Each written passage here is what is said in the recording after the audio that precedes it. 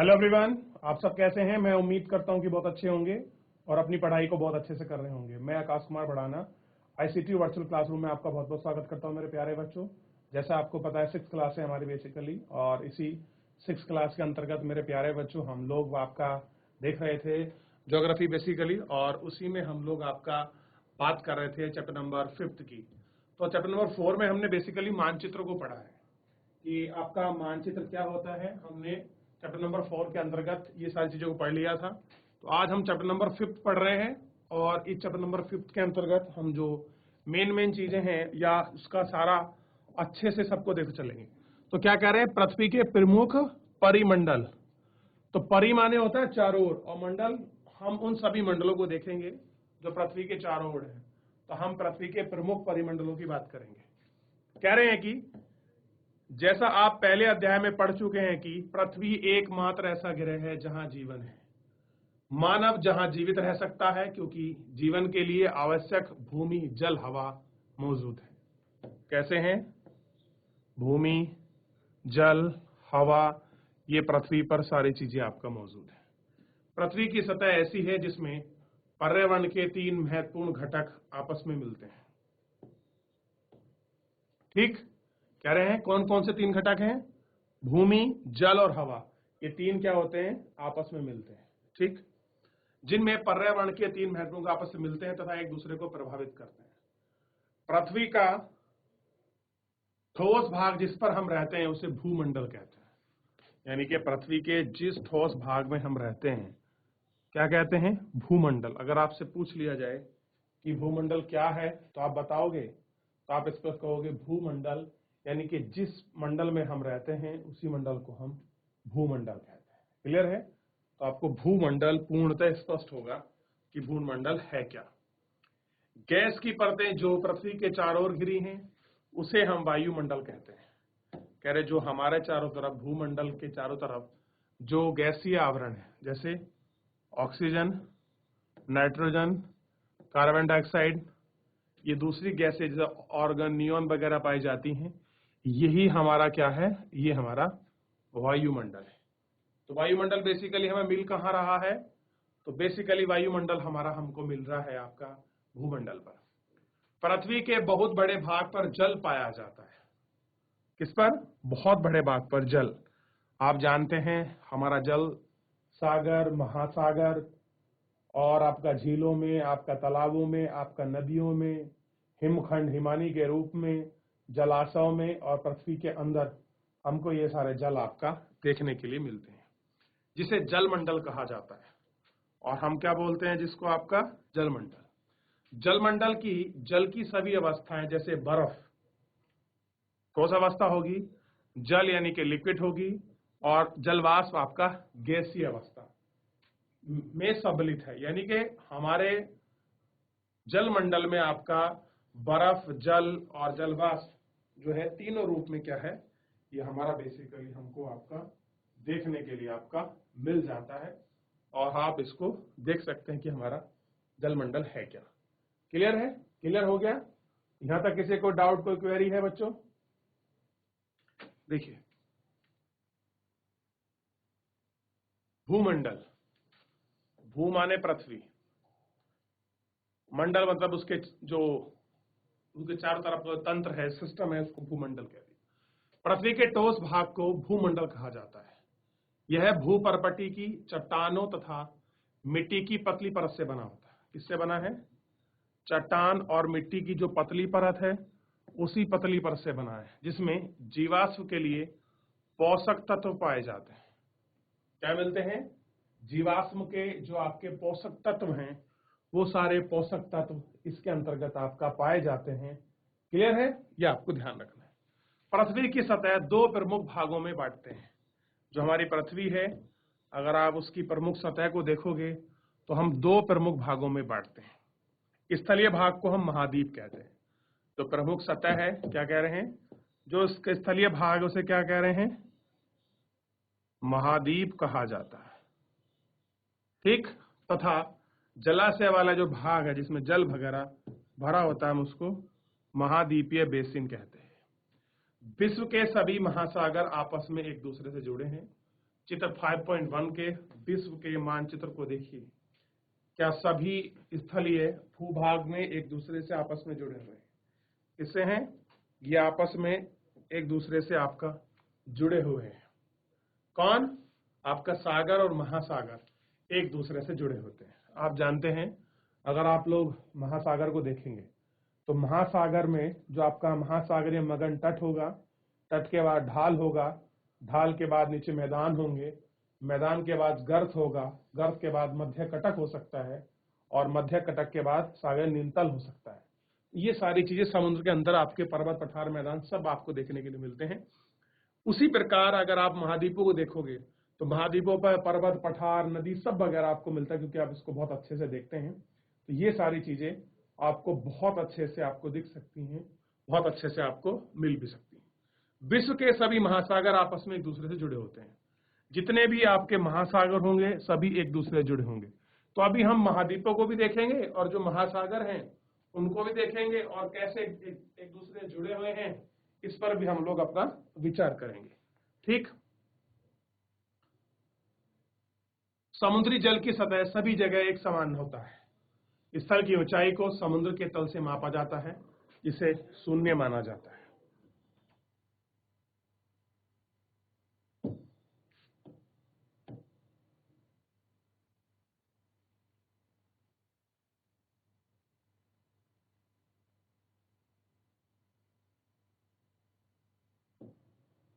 देख लिया?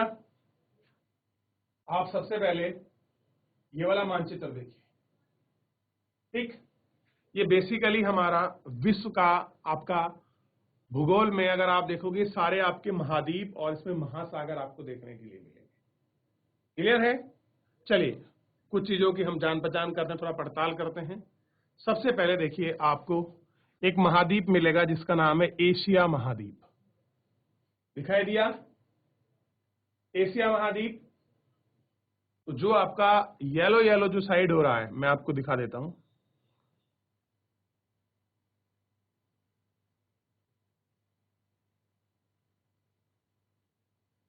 ये जो पूरा क्षेत्र है यूराल पर्वत से, ये देखिए ये क्या हो गया आपका? ये आपका एशिया महाद्वीप हो गया। थोड़ा सा ऐसे देखते हैं, क्या दिखाई दे रहा है? एशिया महाद्वीप।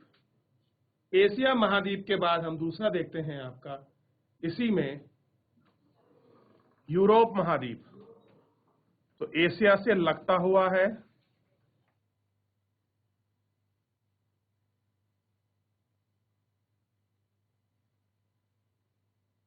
और एशिया के साथ अपनी बाउंड्री बनाता है। ये आपका दूसरा और ये पहला, दो महाद्वीप आपने देख लिए। चलिए अब तीसरा महाद्वीप पर जो है हम इस पर गौर करते हैं थोड़ा सा, और तीसरे महाद्वीप को हम गौर करके देखते हैं। तीसरा देखिए, ये है अफ्रीका। ये मेडागास्कर इसका द्वीप ही है। ये देखिए, ये अफ्रीका हो गया। क्लियर हुआ? चलिए आगे बढ़ते हैं। चौथा देखिए,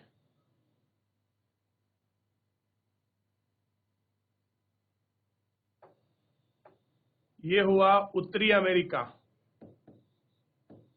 ठीक है। इसी में पड़ता है आपका कनाडा और यूएस। दो इसकी बड़ी कंट्रियां हैं, कनाडा और यूएस, यानी कि संयुक्त राज्य अमेरिका।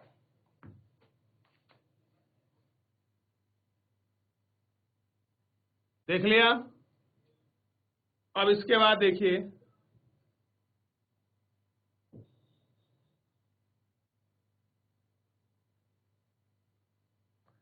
आपका नंबर 5 पर है साउथ अमेरिका, दक्षिणी अमेरिका।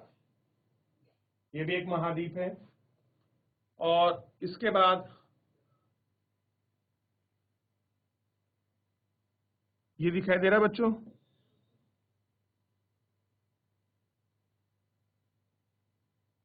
ऑस्ट्रेलिया, ये आपका 6 नंबर का है, और अंटार्कटिका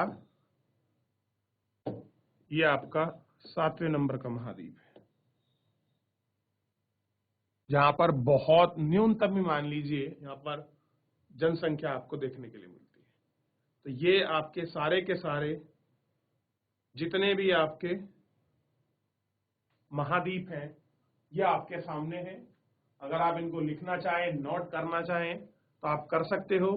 ये आप पहले लिखिए, एशिया, यूरोप, उत्तरी अमेरिका, दक्षिणी अमेरिका, अफ्रीका, ऑस्ट्रेलिया और अंटार्कटिका। अब आपके लिए क्वेश्चन ये है कि आप लोग में जितने भी मैंने आपको सारे महाद्वीप में आपको बता रहा हूं, इन्हीं महाद्वीप में से आपको ये छांटना है कि कौन सा महाद्वीप सबसे बड़ा है। मतलब आप इनके हुए घटते हुए क्रम में लगाइए, चाहे इनको बढ़ते हुए क्रम में लगाइए।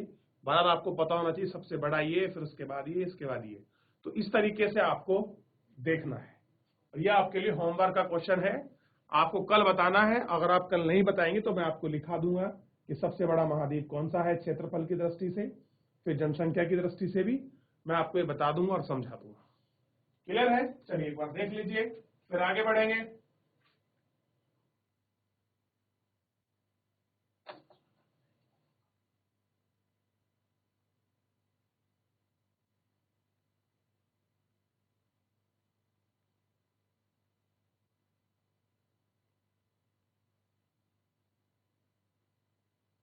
चलिए, हुआ इतना? चलिए कुछ सागर देख लेते हैं, महासागर कौन कौन से दिखाई दे रहे हैं। तो एक तो यही है प्रशांत महासागर। अब आप कहेंगे सर सागर तो एक है लेकिन दो जगह दिखाई दे रहा है, तो आपको पता होना चाहिए पृथ्वी हमारी कैसी है, गोल है। तो गोल होने की वजह से ये हो गया आपका पूर्व, ये पश्चिम, ये पश्चिमी प्रशांत, और ये आपका पूर्वी प्रशांत। बेसिकली एक ही महासागर है, हम इसको प्रशांत महासागर कहते हैं।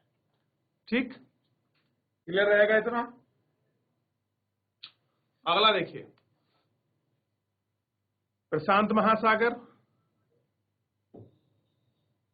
अटलांटिक महासागर, आर्कटिक महासागर, दक्षिणी अटलांटिक महासागर, हिंद महासागर।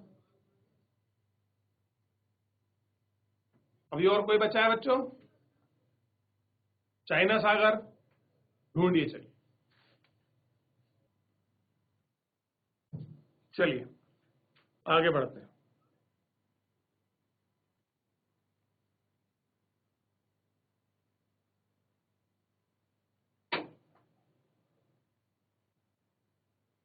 विश्व का सबसे ऊंचा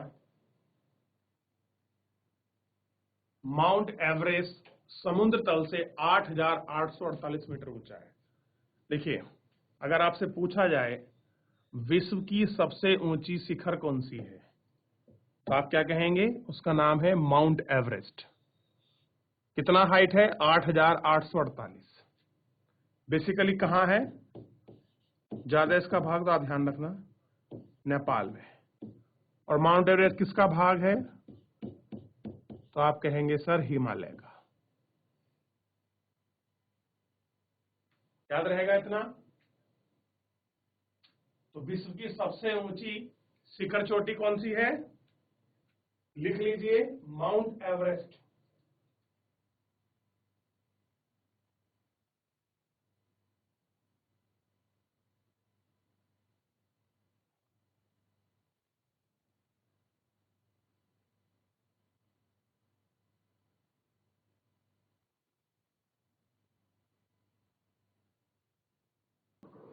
चलिए अब बात करते हैं महाद्वीपों की। इसी में सबसे पहला महाद्वीप है, पृथ्वी पर 7 प्रमुख महाद्वीप हैं। तो 7 कौन कौन सा? एशिया, यूरोप, अफ्रीका, उत्तरी अमेरिका, दक्षिणी अमेरिका, ऑस्ट्रेलिया, अंटार्कटिका, ठीक है, ये देख चुके हैं। ये सारे आपका इसमें नाम है एक एक करके, आप देख लीजिएगा इनको, ठीक। चित्र 5.1 में विश्व के मानचित्र को देखिए तथा ध्यान दीजिए कि स्थल का बहुत बड़ा भाग उत्तरी गोलार्ध में पाया जाता है। अब ये आपको थोड़ा सा कंफ्यूजिंग कर सकता है, उत्तरी गोलार्ध। चलिए इसे मैं आपका, ये स्पेस है, मैं आपका यहां बनाकर समझा देता हूं, ध्यान दें।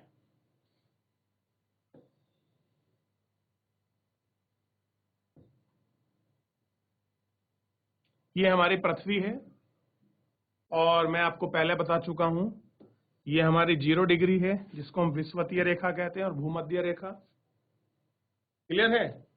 ये क्या करती है आपका, बेसिकली ये हमारे ग्लोब को, या कह सकते हैं हमारे ग्लोब को ही, या हमारे पृथ्वी को 2 बराबर भागों में बांटती है। इस वाले क्षेत्र को बोलते हैं हम लोग आपका उत्तरी गोलार्ध,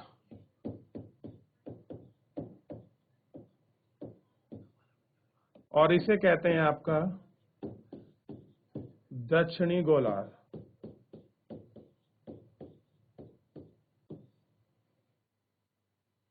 क्लियर है, देख लीजिए।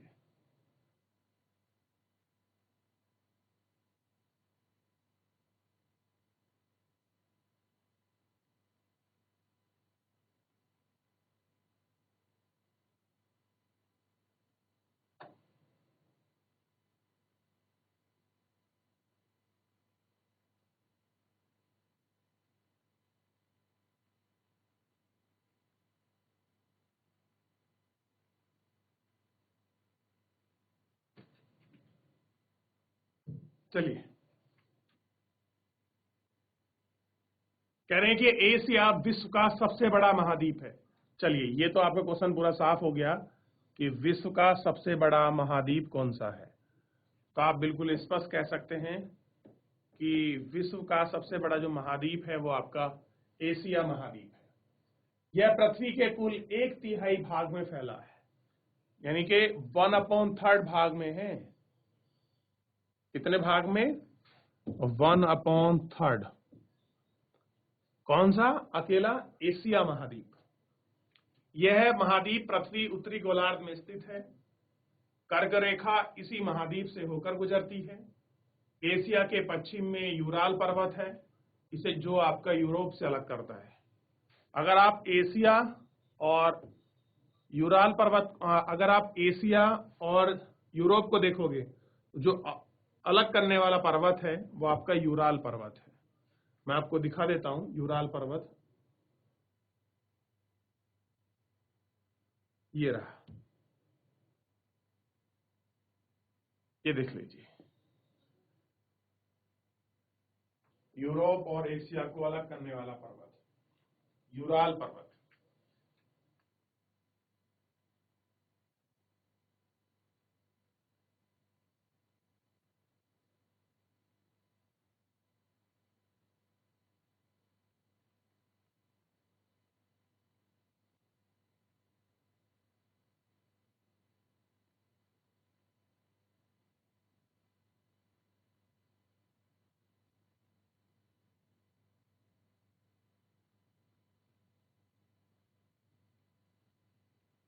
चलिए,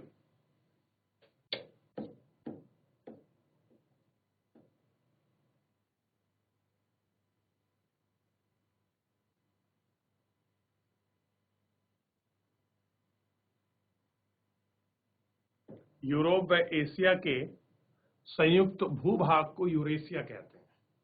यानी कि यूरोप प्लस एशिया का जो संयुक्त भाग है उसको हम यूरेशिया कहते हैं। तो अगर आपसे पूछ ले कि यूरेशिया क्या है, तो आप कहेंगे यूरोप और एशिया, यूरोप प्लस एशिया क्या है, यूरेशिया है। याद रहेगा, क्या है, यूरोप प्लस एशिया यूरेशिया है, ठीक।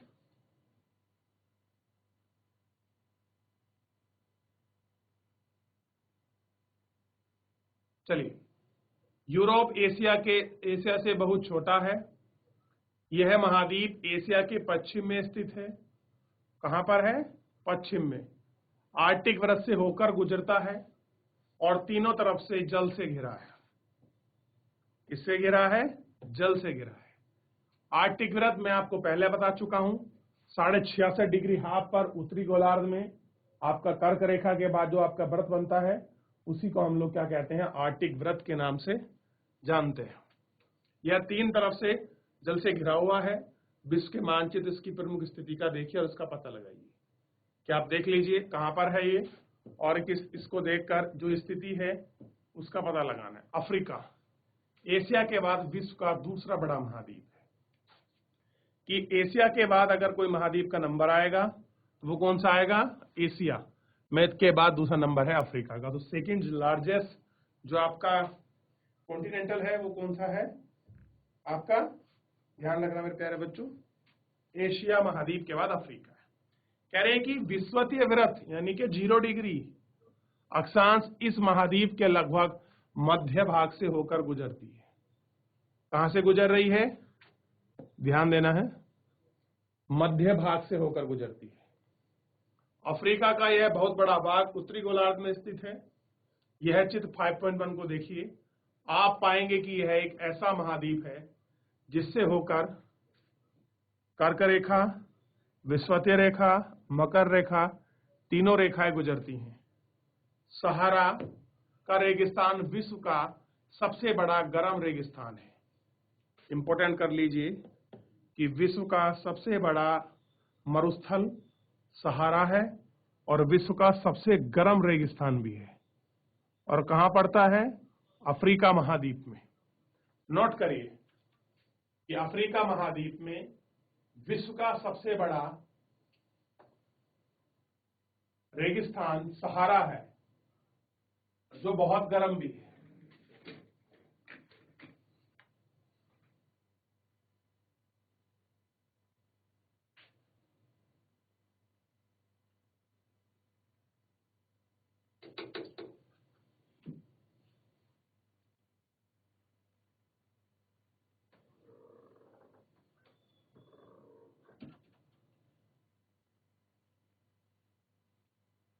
चलिए, अफ्रीका में स्थित है यह महाद्वीप चारों तरफ से समुद्र एवं महासागरों से घिरा है। किधर से? चारों तरफ से। ठीक है। चित्र 5.1 में विश्व मानचित्र को देखिए, आप पाएंगे कि विश्व की सबसे लंबी नदी नील नदी इसी से होकर गुजरती है। दूसरा इंपॉर्टेंट पॉइंट है कि विश्व की सबसे लंबी नदी किस महाद्वीप में बहती है? तो अफ्रीका महाद्वीप में। अफ्रीका का मानचित्र देखिए, बताइए कर्क रेखा और मकर रेखा, विषुवतीय रेखा किन किन भागों से गुजरती हैं? एक बार देख लीजिए, नहीं तो कल मैं आपको इसको बता दूंगा कि कहां कहां से होकर बेसिकली ये रेखा आपकी गुजरती है। विचार भी करेंगे। फिलहाल मेरे प्यारे बच्चों, आज के लिए इतना ही। आप लोग घर पर जाकर चैप्टर का रिवीजन कीजिए। कोई डाउट, कोई कंफ्यूजन लगा मुझसे पूछ लीजिए। धन्यवाद।